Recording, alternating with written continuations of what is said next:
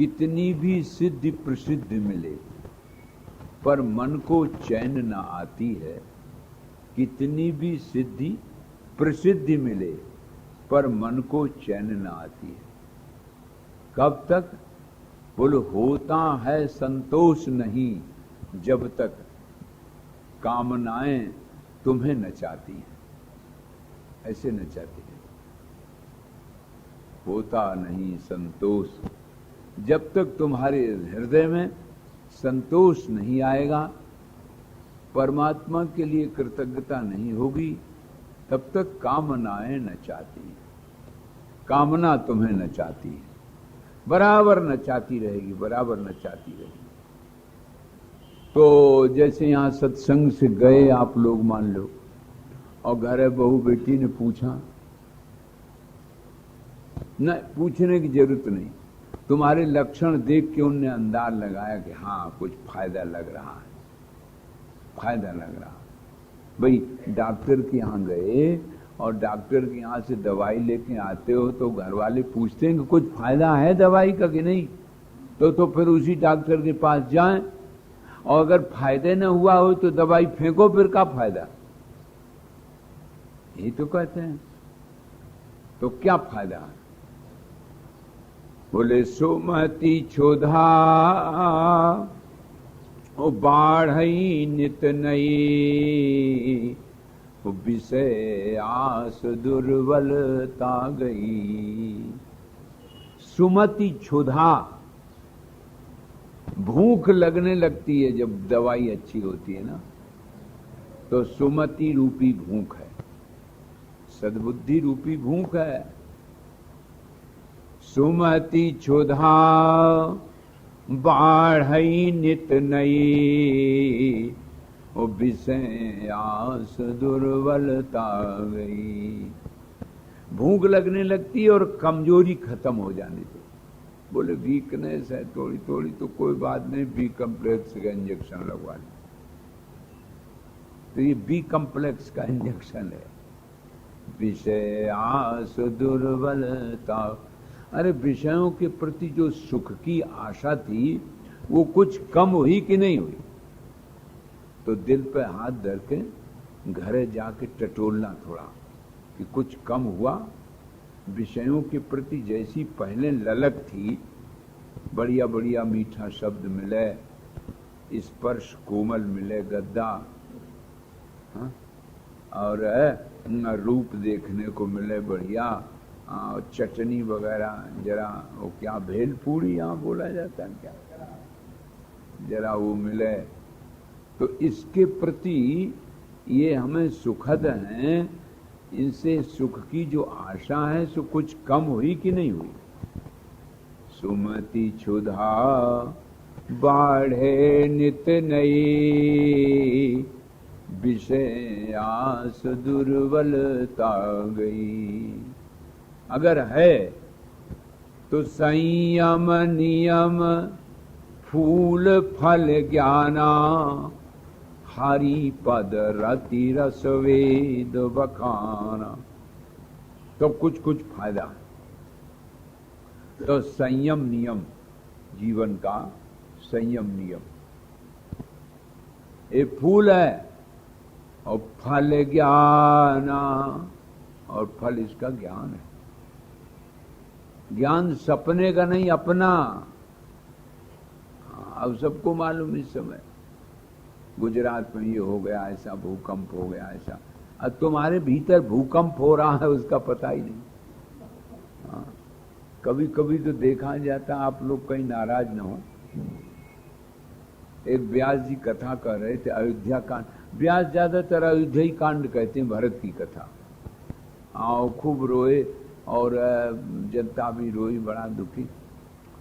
तो हमसे आए, बोले वाह महाराज ऐसे बढ़िया व्यास आए, अयोध्या कांड की भरत जी की कथा कर रहे थे। मैं तो बड़ा थोड़ी देर में मैंने देखा तो हमने कहा है कथा में अयोध्या कांड था और घर में लंका कांड चल रहा है। ये क्या बात? पति पत्नी भी और भैया भैया भी और लड़का भी, सब पूरा बड़ा पूरा लंका कांड। तो हमने कहा ये क्या बात है, तो हनुमान जी ने सब बगिया उजाड़ दी तुम्हारी और तुम। अरे बोले महाराज क्या बताएं, ये सब हमारी बात नहीं मानते, वो कहते ये नहीं मानते। तो ऐसी कथा तो बिथई हो गई ना। कथा में हो अयोध्या कांड और घर में हो आपके नहीं है ना, कह दो नहीं। हाँ हिम्मत बांधा करो। तो कथा में जो अयोध्या कांड हो तो भैया घर में भी अयोध्या कांड हो, भरत प्रेम दिखाई दे। सीता जी के लिए किसी ने कहा थोड़ी था कि तुम वनवास जाओ। देखो आज की बेटी होती तो झट पर्स दबाती और बोले मैं तो जा रही हूं, तुम अपनों जानो तुम। हाँ तुरंत, या तो तलाक ही दे देती, जो छुट्टी पटाओ हमेशा हम दूसरा कर लेंगे। हाँ लेकिन नहीं, ये भारतीय संस्कृति है, भारतीय संस्कृति। अयोध्या कांड, भाई में भाई का प्रेम देखा, लक्ष्मण और राम का, भरत और राम का, पिता और पुत्र का देखा। आज्ञा नहीं दी लेकिन फिर भी माता का आदेश, ये अयोध्या कांड बन जाए कथा में। और घर में बोलो, घर में भी अयोध्या कांड हो तब तो ठीक है। अधीत शास्त्राणि भवन्ति मूर्खा, क्या शास्त्रों ने लिखा। बोले बहुत शास्त्र पढ़ लो तो अभी मूर्ख ही रहता। यस्तु क्रियावान पुरुषा स विद्वान, जिसके जीवन में, जिसके आचरण में, कई बार आपने सुना कि आचरण से चरण की महिमा है। आचरण से चरण की महिमा है। अगर जीवन में आचरण नहीं है तो कौन प्रणाम करेगा। यस्तु क्रियावान पुरुषा स विद्वान, जिसके जीवन में करनी और कथनी रहनी में वो बात घट रही है जो बोल रहा है, तब तो वो ठीक है। नहीं तो ज्ञानम भारत क्रियाम बिना काहे, यथा खरश्चंदन भारवाही भारस्व वेत्ता न तु चंदनस्य। जैसे गधा पे बड़ा वजन लाद दिया जाता है और उसको बेचारे को ये पता क्या है कि इसमें भूसा लदा है कि चंदन, हो गए तो वजन से मतलब। ऐसे शास्त्र भी भार बन जाता है। सुचिंततम यौषध चातुराणाम न नाम मात्रेण करोत्य रोगम। नाम मात्र से रोग निवृत्त नहीं होता। सुचिंतितम, वैद्य जी ने अच्छी तरह से विचार करके दवाई दी तब मरीज को काम दे। एक मरीज गए एक वैद्य जी के पास, बहुत पेट में दर्द हो रहा था, बड़ी तबीयत खराब, बुखार सब था। एक बोरा भर रोग लेके पहुंच गए वहां। वैद्य जी ने कहा कि तुम कैसे आए, सुनो अब ही लौट जाओ। कहा कि अच्छा फिर दवा, बोले मैं तो बता रहा हूं। रास्ता में जाते समय जो कोई वनस्पति घास मिल जाए उसको उखाड़ लेना, अच्छा, और फिर उसको घोंट पीस लेना खूब मजबूत। गाय में, पानी में, दूध में, दही में, बोले चाहे जाऊं मैं, चाहे जाओ न औषधि मिल जाए वनस्पति घास, और चाहे जाऊं में दूध में, पानी में, दही में, शहद में घोंट लेना। अरे बोले कौन से रोग में, बोले चाहे जौन रोग हो। तो कहा वैद्य जी चाहे जौन रोग में, चाहे जौन वनस्पति, चाहे जाओ साथ मिला के खा लेंगे तो होगा क्या। बोले जो होना होगा सो हो जाएगा।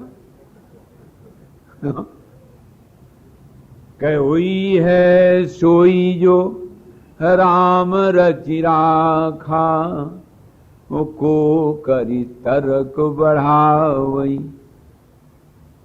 होगा सो, ऐसे वैद्य से क्या फायदा भैया। चाहे जो औषधि चाहे, ऐसा नहीं होता है। एक जगह मैंने लिखा हुआ बोर्ड देखा कि आप चाहे कुछ खाओ, चाहे जैसे रहो, चाहे को पियो खूब, हम तुम्हें समाधि लगवा देंगे, उसमें लिखा था। बताओ भैया, ऐसा वैद्य मारेगा कि जिलाएगा। सुचिंतितम् औषधयातुराणाम् ननाम मात्रेण करोत्यरोगम्।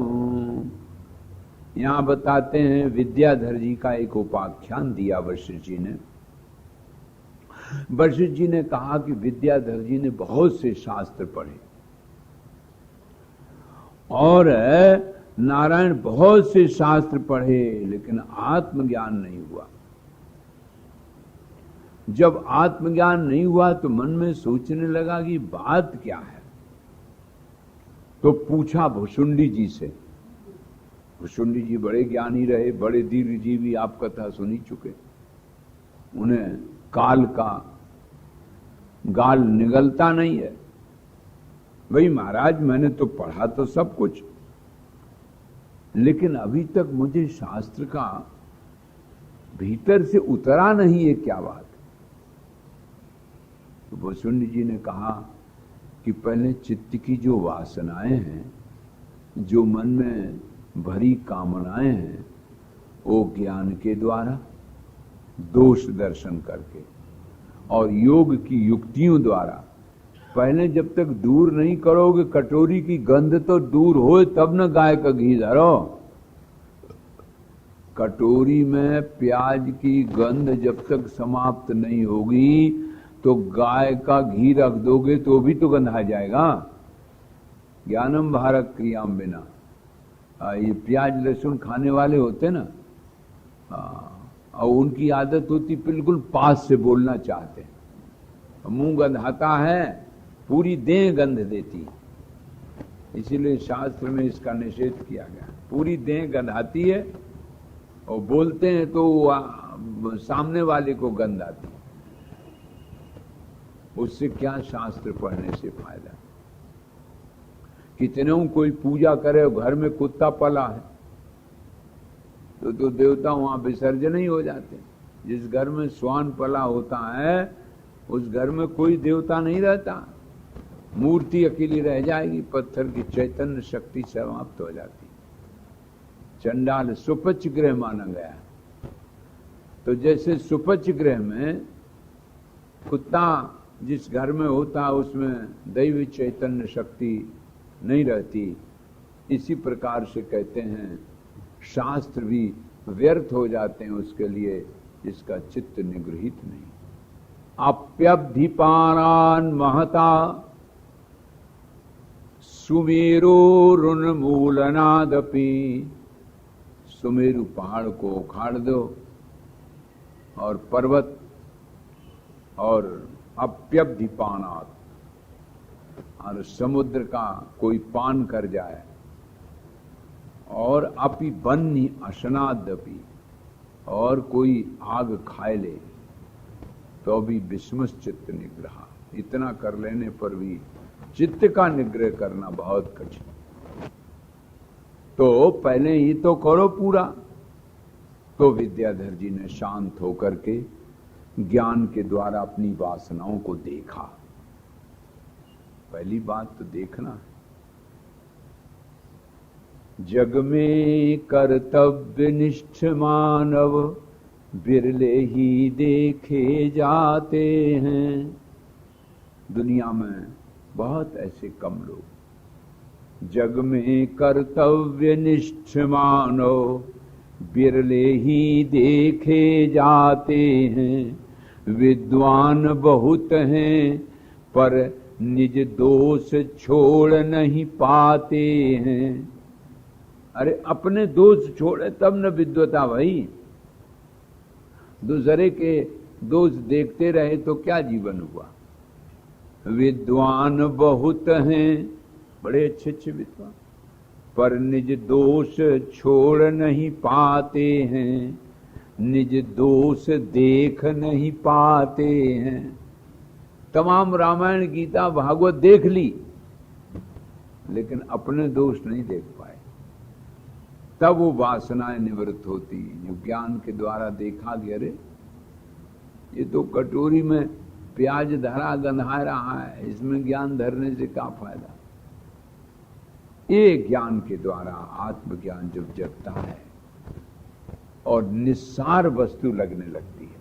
अब ये परखो, रोज ये परखो कि ये जो विषय हैं ये अब हमें फीके लगने लगे, कुछ कुछ आना भर, 2 आना भर, 4 आना भर की नहीं। जो ललक रूप देखने की पहले थी, मीठी आवाज सुनने की आदत थी। है एक महात्मा थे तो सिर पे तो तकिया सबको ही लगाता, एक और कमर में तकिया लगावे, वो कमर पे तकिया पे एक पांव धरे ऐसा, तब उन्हें नींद आवे। अगर उस तकिया पे दूसरा पांव सोते समय, करवट लेते समय न लें तो कोई नींद ही नहीं आए। तो मैंने कहा ये तकिया से नींद का क्या संबंध भाई? अरे बोले बाबा जी तुम क्या जानो। बताइए, ये कोई आदत है? जीवन में अगर तकियाई से नींद छूट गई, एसी तो चलो बड़ी दूर है, पंखा दूर है, कितनी जीवन की पराधीनता है।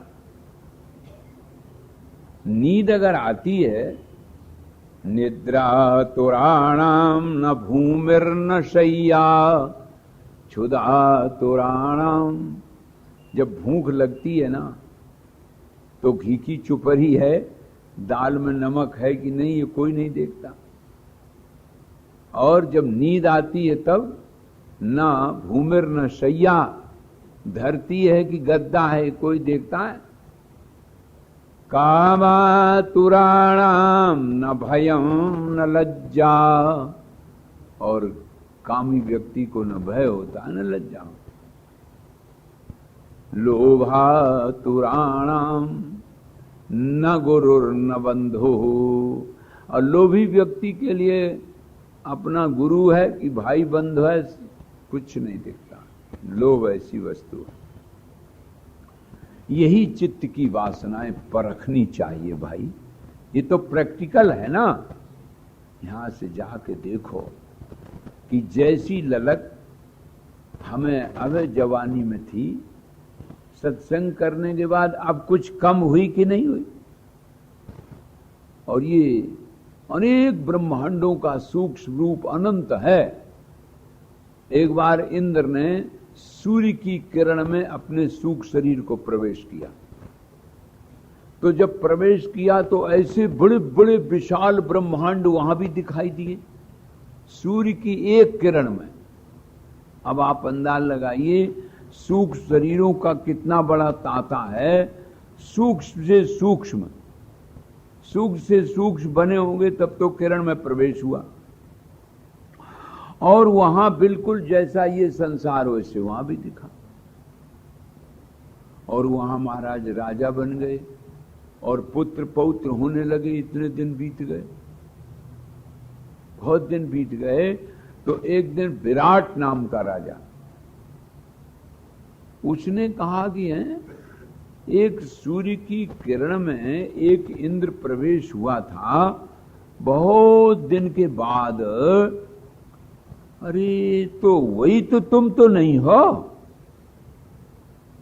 हे भगवान, कब से सूर्य की किरण में प्रवेश किया था और कितने दिन बीत गए और आज तुमने ये बात कैसे समझ ली? तो बोले जीव अनादि अनंत है, आत्मा का नाश नहीं होता। वो तो शरीर बदलता जाता, शरीर बदलता जाता। इसे हमको पता है। ये व्यक्ति तो बेचारा ऐसे है जैसे जंगल का हिरण। जंगल का हिरण मैंने तो देखा है, आप कभी जाएं, चूरू जिला में सुजानगढ़ के पास दड़ीवा और छापर गांव है राजस्थान में। वहां बड़े बड़े उन्होंने कुंड बनाए रखे पानी के भर के हिरणों को। तो जंगली हिरण पालतू नहीं है, लेकिन उन्हें मारने पर बहुत बड़ा दंड मिलता है, अपराधी माना जाता है। मनुष्य को मारने का ही दंड उसको भी है।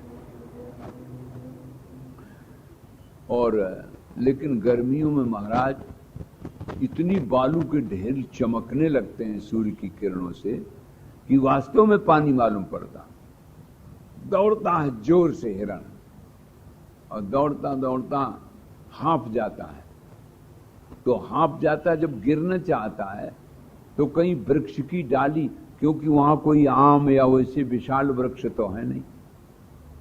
नीम भी उन जगहों पर है जहां थोड़ा बहुत पानी का ढंग है, और नहीं तो छोटे छोटे पेड़ होते हैं, और छोटे छोटे पेड़ों की एक डाली अगर झुकी हुई है तो उसकी छाया थोड़ी, तो उस पेड़ की डंडी की डाली की छाया में थोड़ी देर रुक जाता है और हाँपता है जोर जोर से, और फिर दूर से पानी देखता है, दौड़ता है, और पानी के कुंड वहीं भरे हैं, उनको नहीं देखता है।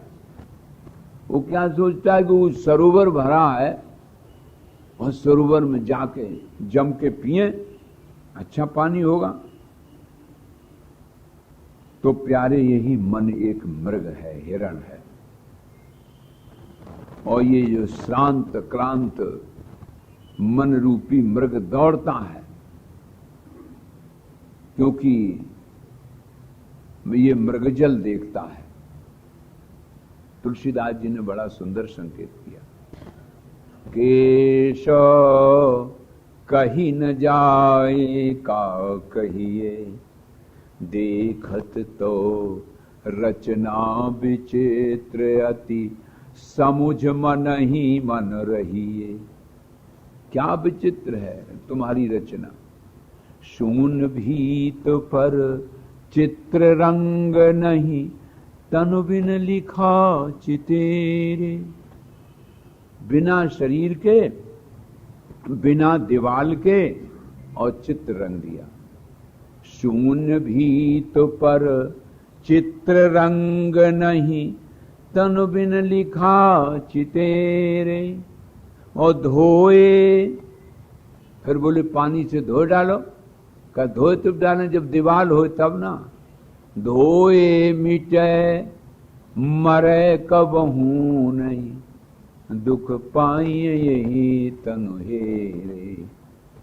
अरे दिखाई भी नहीं देता, धोया भी नहीं जाता, लेकिन इसको देखते देखते दुख पाता है। हे विद जग हरि आसित रही, यद्यपि असत देत दुख आई। अरे बोले विचित्र बात है, चाहे जितना धो मिटता नहीं है। धोए मिटे मरे कबहू नहीं, दुख पाइए यही तनु हेरे। फिर बोले रवि करवारी, सूर्य की किरणों से दिखाई देता है सरोवर बड़ा भारी। और बसे ते ही मकर, कैसा बोले क्या बतला है, ऐसा विचित्र है। रवि करवारी निकर, उसमें तो बह रहा है। सर में बोले कैसा बस रहा है, बोले मकर रूप ते ही माही। और बदनहीन सो ग्रसई चराचर, पान करन जो जाही। बदनहीन सो ग्रसई चराचर, पान करन जे जाही। प्यास लगती है, और प्यास बुझाने के लिए जब सरोवर में मुंह डबोता है, क्योंकि सरोवर कैसा, रवि कर वारी निकर सर। सूर्य की किरणें जैसे बालू में पड़ती हैं, ऐसे उस सरोवर में। मकर रूप ते ही माही, बदनहीन सुग्रसई चराचर, पान करन जे जाही। को कह झूठ सत्य कह को, युगल प्रबल को जाने। तुलसीदास परी हरे तीन भ्रम, सो आपन पहचान, सो आपन पहचान। कैसा विचित्र जगत है। ओ प्यासा मृग जल रूपी आशाओं से, जगत की आशाओं से हाँफ रहा है, दुखी हो रहा है, बेचारा परेशान है। तब ये जो पेड़ की डंडी की छाया है क्या है? बोली ये समाधि है। थोड़ी देर के लिए समाधि लग गई। कथा में